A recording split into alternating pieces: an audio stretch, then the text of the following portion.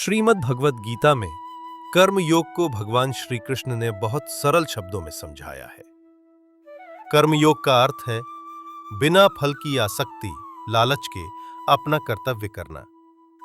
सरल भाषा में हर इंसान को अपना काम, कर्तव्य करना चाहिए।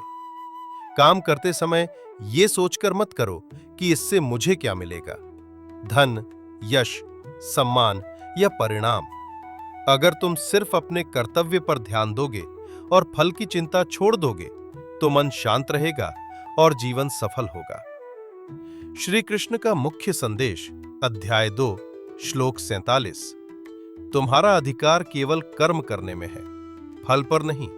इसलिए कर्म करते रहो, लेकिन फल की चिंता मत करो। मतलब, किसान खेत जोतता है, बीज बोता है, ये उसका कर्म है। फसल उगेगी या नहीं, ये ईश्वर पर निर्भर है। इसलिए इंसान को पूरी निष्ठा से अपना काम करना चाहिए और परिणाम भगवान पर छोड़ देना चाहिए।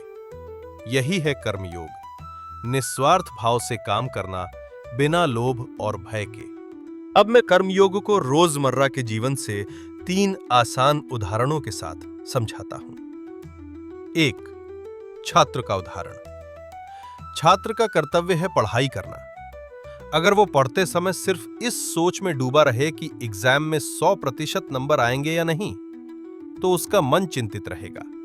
लेकिन अगर वो ध्यान से रोज पढ़ाई करे और परिणाम भगवान पर छोड़ दे, तो वो निश्चिंत होकर अच्छा प्रदर्शन करेगा। यही कर्मयोग है। कर्तव्य करो, फल की चिंता मत करो। 2. गृहस्थ का उदाहरण।